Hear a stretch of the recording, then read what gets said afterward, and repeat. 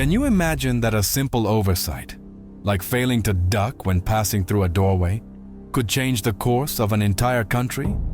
Well, it's not fiction, nor some invented tale for a medieval series. It's real history, and it didn't happen to a distracted peasant or an exhausted servant. It happened to a king. To Charles VIII of France, who met his end in as unusual a place as a sports pavilion, in the middle of the 15th century. The year was 1498. Europe was marked by dynastic wars, unstable alliances, and imperial ambitions. France, one of the continent's great powers, was under the rule of Charles VIII, a young monarch who had ascended the throne at the age of 13 after the death of his father, Louis XI. Charles, nicknamed the Affable for his delicate appearance and gentle manners, had his heart set on conquering Italy.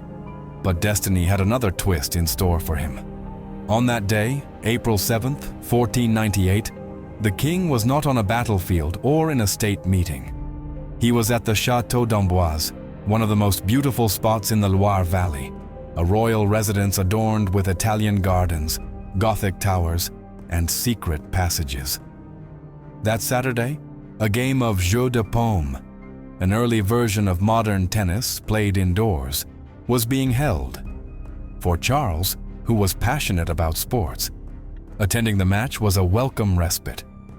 Now here's the curious detail. Access to the playing field was through a stone doorway with an especially low lintel. Some historians believe this door was intentionally designed that way, so that anyone entering would have to bow as a gesture of reverence. But Charles VIII, tall for his time at about 1.73 meters, when the average height was 1.60 meters, forgot this small precaution. He was distracted, animatedly conversing with his entourage. As he crossed the threshold, his head violently struck the stone lintel. At first, the blow seemed harmless. The king even walked a few more steps and watched part of the match. But minutes later, he began to stagger. His words became confused, his face lost color, and gradually, he lost consciousness. He was rushed to his chambers immediately. For hours, doctors and healers tried to revive him with bloodletting, potions, and prayers, but nothing worked. Charles VIII died that same night, at the age of 27. Now pause for a moment. Think about this. A king dies because he didn't duck, and with his death, not only does a monarch disappear, but a crack opens up in European politics. Because Charles died without legitimate heirs. And that, for a monarchy in the 15th century, was a ticking time bomb. Who would inherit the throne? What alliances would crumble? What wars were silently beginning to brew? But before delving into those consequences that transformed the political landscape of Europe, let's linger a little longer on the context. Because, as random as the accident might seem, a simple case of bad luck, there are fascinating details suggesting that Charles VIII's death was not only tragic, but inevitable, as if history had been building brick by brick toward that fateful lintel. For example, did you know that Charles had spent the last years obsessively focused on the Italian campaigns, to the point of completely neglecting the internal affairs of the kingdom? And that his mental and physical health had deteriorated significantly due to the constant stress of war, military defeats, and diplomatic failures? Chroniclers of the time noted that Charles appeared prematurely aged, and his nervous breakdowns were becoming increasingly frequent. Even the Château d'Amboise, where he met his end, was full of symbolism. It was one of the first in France to incorporate Italian Renaissance influences, with its elegant lines and harmonious courtyards. In a way, it was the architectural reflection of the dream Charles could never fulfill: to conquer and be reborn through Italy. And right there, in a place built to represent his vision of greatness, waited the doorway that would bring it all to an end. The low frame, the oversight, the blow. A monarch undone by a stone.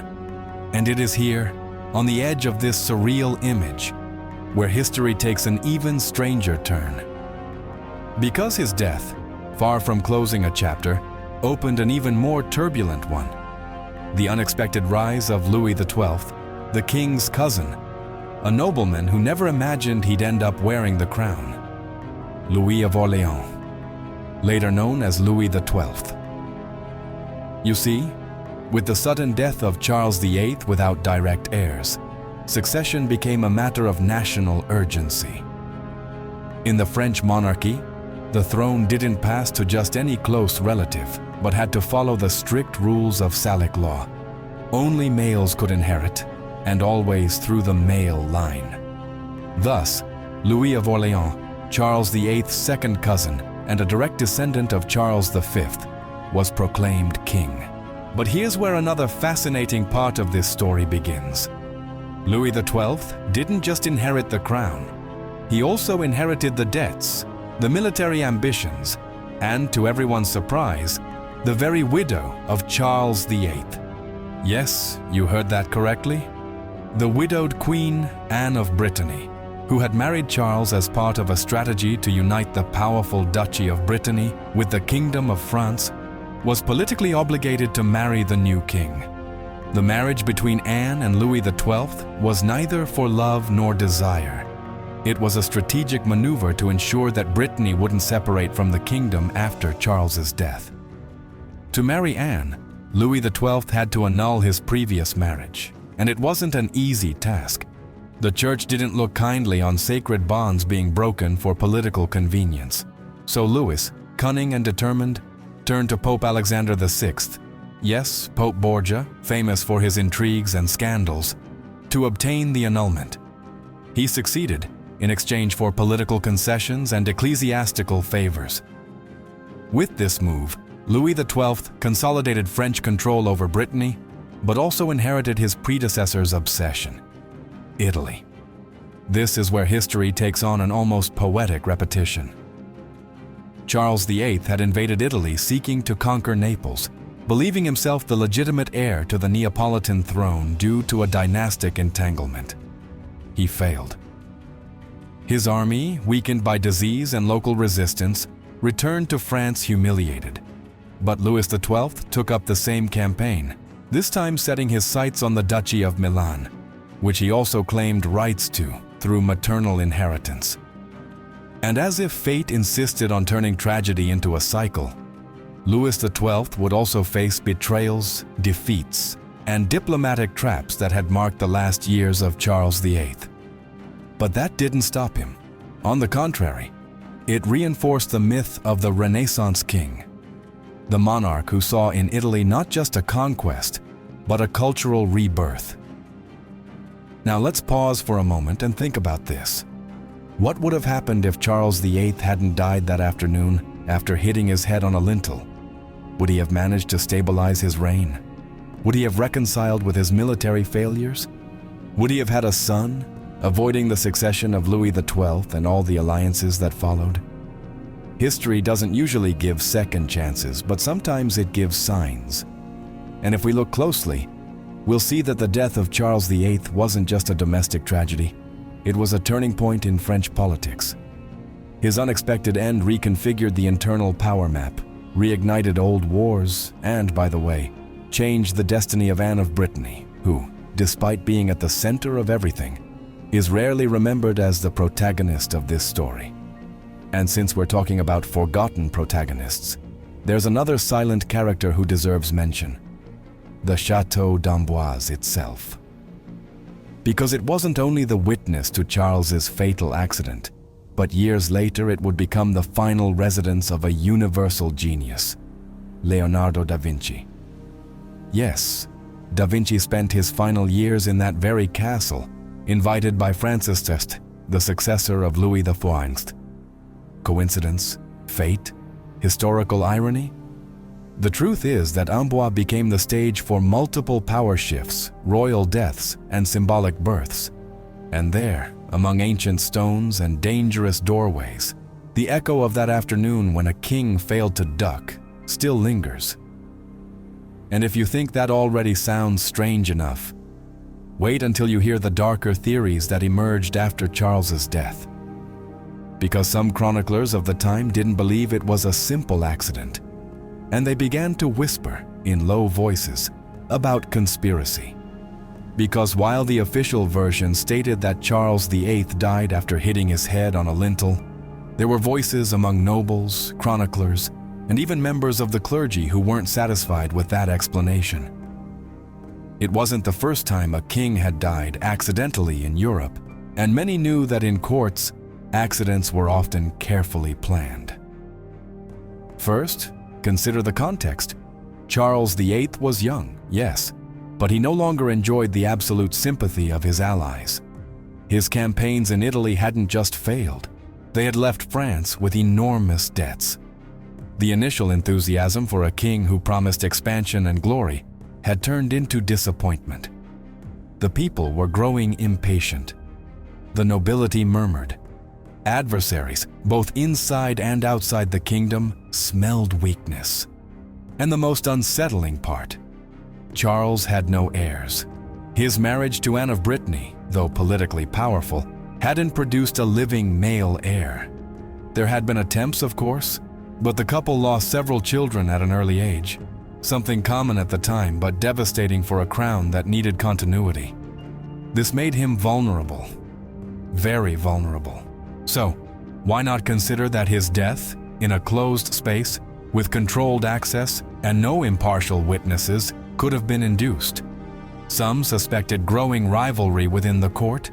The circle of Louis of Orléans, the future Louis XII, had historically clashed with Charles's closest advisors. Though officially allies, the tension between the two branches of the royal family was so thick, you could cut it with a sword. If Charles had stayed alive, he might have attempted another military campaign and sought to marry off one of his nieces or cousins to foreign princes, further complicating the line of succession. What if someone wanted to speed up the process? One of the most persistent rumors was recorded by the chronicler Jean d'Auton, who noted that the entrance to the Jeu de Paume court, where the accident occurred, had recently been modified. The stone lintel was new, polished, and lower than other similar structures in the castle. Coincidence? Perhaps. But in a world where even goblets were inspected by tasters and the king's robes checked for hidden poisons, any suspicious architectural detail could raise eyebrows. In that same castle, years later, secret passageways connecting private rooms to hidden exits would be discovered. An ideal place for espionage, escape, or the perfect crime. However, in the absence of conclusive evidence, the official version remained. Charles VIII died from a blow to the head, but in the years that followed, doubt persisted, fueled by the speed with which Louis XII took power, the uncomfortable silence of Queen Anne, who never showed much grief, and the fact that some servants present that day disappeared shortly after the incident. But let's talk about Charles beyond his death, because his life was a fascinating contradiction. A king who wanted to be a warrior but never had the temperament, a man obsessed with Italy but trapped in France, a monarch with vision but without luck. In his youth, Charles had been considered almost a prodigy. He knew Latin, spoke with grace, and understood architecture and painting. It was he who started the fashion for Italian gardens in France. However, in war, he was impulsive. He disobeyed his advisors. He dreamed of foreign crowns while the ground beneath his feet was cracking. His body was buried in the Basilica of Saint-Denis, alongside other kings of France. But his legacy is blurry. Neither hero nor villain. More like a cautionary symbol of how fragile glory can be, and how even a king can fall, literally, for failing to look down. Now, here's another fact that will blow your mind. After Charles's death, France entered a period of fascination with the accidental deaths of illustrious figures. Poets, playwrights, and painters began to depict the idea of the invisible blow of fate ambushing you in a second, without warning. It's even said that this event inspired early versions of the masked figure of death in French literature. And speaking of masks and shadows, on the next page, we'll delve into the heart of the Château d'Amboise, exploring the mysteries and secrets hidden within its walls. Because while Charles VIII was its most famous victim, he wasn't the only one. The Château d'Amboise, beyond its fame for the death of Charles VIII, holds a record of secrets, betrayals, and unsettling presences that make it one of the most mysterious settings of the French monarchy. Perched on a promontory overlooking the Loire River, its strategic position made it a favorite residence of kings, but also a theater of conspiracies, executions, and disappearances. Some historians claim that Amboise was more than just a royal palace. It was a machine of power. From its towers, not only were the fields watched, but also the courtiers. Its walls witnessed subtle tortures and alliances sealed with poisoned wine. One of the darkest events associated with the castle occurred in 1560, more than half a century after the death of Charles VIII, the conspiracy of Amboise. It was a desperate attempt by the Huguenots, French Protestants, to kidnap King Francis II, a teenager manipulated by the powerful Catholic Guy's family. The conspiracy was uncovered before it could be carried out, and the castle turned into a slaughterhouse. During that purge, more than 1,000 people were executed. Bodies hung from balconies, trees, and even the stone gargoyles. It's said that blood flowed down the castle's staircases, staining the ornamental fountains red, all in the name of faith and loyalty to the throne. And although this episode occurred decades after Charles VIII's death, it contributed to cementing the legend that the castle was cursed. Stories of spectral presences began to circulate among the servants and soldiers who patrolled at night. The figure of a young man, dressed in 15th century robes, appeared frequently in the northern corridor, tall, pale, with a bloodied head. Many identified him as Charles VIII himself, condemned to wander for failing to duck in time. But not everything in Amboise was tragedy. Amid its grim legacy, there were also moments of genius. In the early 16th century, the castle became home to the greatest genius of the Renaissance, Leonardo da Vinci. Francis I, young and fascinated by art and science, personally invited da Vinci to live in France. Leonardo, already elderly, accepted the offer and settled in Clos-Lucé, a residence just a short walk from the main castle.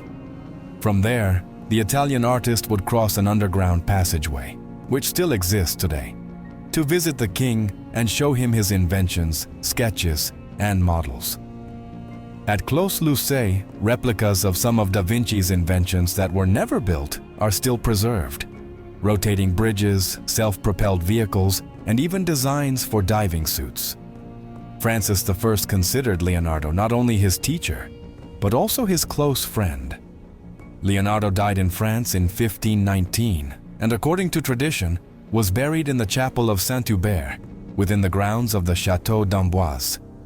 His tomb, discreet but symbolic, is today decorated with flowers and pencils left by artists and admirers from around the world. What better place could there be for him to rest in peace than the very castle where a king died for failing to look down? The irony doesn't go unnoticed. Two brilliant men, though very different, one an impetuous monarch, the other a serene genius, united by the same space. One died from his clumsiness, the other from old age, but both left their mark on French history and on the stones of Amboise. Here's a detail that few know. In a letter written by one of Leonardo's assistants, it is mentioned that da Vinci was aware of the accident involving Charles VIII. He even reportedly sketched a drawing recreating the scene, attempting to understand how such a blow could so quickly kill a young man. The sketch, lost over time, has been sought by art historians for centuries, as if on that missing page lay a deeper truth about fate and death. And since we're talking about fate and fatal coincidences, on the next page I'll tell you how the blow to Charles VIII's head inspired medical and philosophical ideas that endured for generations. Because in the Renaissance, a real-life accident could transform into scientific theory, or tragedy disguised as morality. When Charles VIII's skull struck the low lintel at the Château d'Amboise, it didn't just fracture a bone. It opened a crack in the medieval perception of royal death. His sudden demise, without war, without poison, without betrayal, forced scholars, doctors, and philosophers of the time to confront an uncomfortable truth. The king's body, though sacred and anointed, was also mortal and vulnerable to the absurd. For centuries, Charles's death was studied not only as a historical event, but as a paradigmatic medical case. The term that gained popularity among 16th century anatomists was concussio regia, or the king's concussion. At universities like Padua and Montpellier, medical students dissected skulls and formulated hypotheses. Was it a cerebral hemorrhage, an occipital fracture, or a traumatic brain injury with sudden edema? One of the earliest treatises on cranial trauma in Europe, published in 1518, dedicates an entire chapter to the death of Charles VIII. What's fascinating is that it describes, with astonishing detail, the possible symptoms the king may have suffered, despite the fact that the court physicians barely managed to examine him before his final collapse. This text is one of the first attempts to systematize the study of closed trauma, a precursor to what we now call traumatic brain injury, TBI. Beyond the medical field, the strange death of the king also had an impact on political philosophy and the moralizing literature of the time. Some moralists seized upon the event to issue veiled warnings about vanity, haste, and the arrogance of power. One of them was Erasmus of Rotterdam, who, although he never directly mentioned Charles, wrote in his work, The Praise of Folly, a series of passages that seem inspired by the story. Nothing is weaker than a man who forgets to look where he steps, and nothing more tragic than a prince who fails to see the lintel of his destiny. Many scholars believe this phrase, cloaked in satire, was a critique of rulers who acted without reflection. Art also bore its mark. In several Flemish tapestries from the early 16th century, royal figures are depicted in profile, with a slight forward tilt. It wasn't for aesthetics, it was a message. Artists, through small symbolic gestures, suggested the virtue of humility and the importance of bending before the small. As some aphorisms of the time said, sometimes the threshold is more dangerous than the door. Even in popular theater, especially in French farces, plays began to proliferate that parodied kings dying in ridiculous ways. A recurring character named King Stumbles always met his end by failing to duck or by looking at the sky instead of the ground. These performances not only entertained, they also served as a collective catharsis regarding the fragility of those who claimed divine right to rule. And though the story may seem tragicomic, the truth is that its impact was profound. The people began to speak of the warning of the stone, as if the lintel against which Charles VIII struck his head had been a sign sent by invisible forces. Some even claimed the castle was enchanted, and that whoever inhabited it without humility would meet their end. The superstition grew so strong that, for decades, kings visiting Amboise ordered the lintels raised or made reverences upon entering, as if that would shield them from repeating history. Today, that same doorway through which Charles VIII entered before his death still exists. It is protected by a railing and marked with a discreet plaque that simply reads, "Here died King Charles VIII, 1498. There are no statues, no flowers, no candles, just a low stone and a historical void laden with meaning. But what happened after his death? Who took the throne? And what political consequences arose from the fact that a young king, without male heirs, died in such a banal way?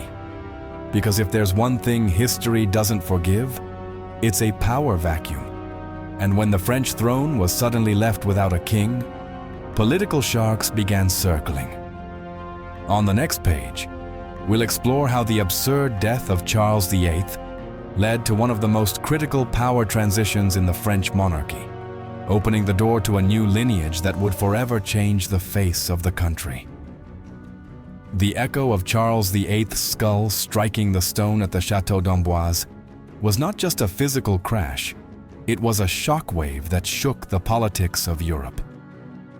Because the monarch, who died in such an unusual manner, left behind no male heir, not even a clear succession plan, and in a monarchy as powerful as France's, that was an institutional earthquake. As soon as the news of the king's death was confirmed, a palace race unfolded that seemed straight out of a chess match between dynasties. Charles belonged to the Valois dynasty, a direct branch of the Capetian lineage. But with his passing, the throne had to pass to a close relative. Louis, Duke of Orléans, second cousin of the king and descendant of none other than Charles V. Louis was not at Amboise at the time of the death, but according to chronicles of the era, upon hearing the news, he jumped out of bed and exclaimed, "France calls me!" Within 24 hours, he was on his way to the castle, escorted by an improvised troupe of loyalists, doctors, and notaries. Louis of Orléans was crowned in Reims a few months later, taking the name Louis XII. This transition was not just a simple name change in the annals of history. It marked a before and after in French history. Unlike his predecessor, Louis XII was a potential reformer. He sought to curb corruption, reorganize the judicial system, and address the needs of the people more closely. His motto, in fact, was, "The Father of the People." However, not everything was stability. The change of king also implied a repositioning on the international stage. Charles VIII had left several military campaigns open, especially in Italy, which required immediate decisions. Louis XII, as the new monarch, had to decide whether to continue the warlike ambitions of his late cousin or seek peace with the Italian states. He chose to continue the war, but with a different strategy. Thus, the so-called First Italian War evolved into a broader conflict that placed France in dispute with the Holy See, the Habsburgs, and other emerging powers. But beyond politics, the French people lived through an emotional paradox. On one hand, the absurd death of Charles VIII had unleashed jokes and superstitions, as we saw earlier. On the other, the memory of a young, enthusiastic king who loved games left behind a strange nostalgia. It was the end of an era of youth and promises, though unfulfilled. In many cities across France, masses were organized not only for the soul of the king, but also for the invisible dangers of daily life. It became customary for a time to bless doors and lintels in noble homes as a symbol of prudence against the unexpected. Some priests even composed special prayers to protect against sudden death by negligence. Meanwhile, abroad, France's enemies didn't miss the opportunity to ridicule the incident. At the court of Henry VII of England, a cruel joke circulated. France, mighty in armies, fell to a low stone. How high humility seemed to them. Even some Italian humanists mocked the event in clandestinely circulated pamphlets. A king fell not in battle, but at his own doorway. Such is the fate of one who does not bow to life. And yet, over time, the figure of Charles VIII was reevaluated, not for his conquests or laws, but for the peculiar message left by his death. The reminder that power, no matter how great, does not eliminate the risks of the simplest oversight. As an anonymous chronicler wrote in 1502, "The man who sought to conquer Naples was defeated by a stone in Amboise." That phrase, repeated in texts, murals, and even popular songs for decades, encapsulates the drama and lesson bequeathed by the king who failed to duck. But the story doesn't end with his death or the succession of Louis XII. There is one final piece of this tale that few know: the fate of the very lintel that killed him, and how a later king, obsessed with symbolism, ordered it to be modified, but not destroyed. Incredibly, the stone lintel under which Charles VIII struck his head was not destroyed. It was not treated as an enemy, nor removed out of shame. On the contrary, it was preserved, because in French memory, that threshold became more than stone. It transformed into a symbol of mortality, humility, and fate. Louis XII, the king who succeeded Charles, ordered that a discreet plaque be placed at the exact spot where the accident occurred, inside the Château d'Amboise. The inscription read, "Here fell King Charles VIII," to remind us that no one, not even the tallest, is exempt from bowing to fate. For centuries, that lintel was known locally as the Stubborn King's Stone. Even subsequent kings, when visiting the castle, would intentionally duck when passing through it, as a symbolic gesture of respect to history and a warning to their own egos. Today, the site can be visited. The lintel remains there, though reinforced, and many visitors to the castle give a small bow as they pass, some without knowing why. Others, aware of the story, do so with an uncomfortable smile, conscious that power, no matter how majestic, is never stronger than a low stone, if one forgets to look down. Thus ended the story of a king who wanted to conquer the world, but couldn't conquer the ceiling of his own house.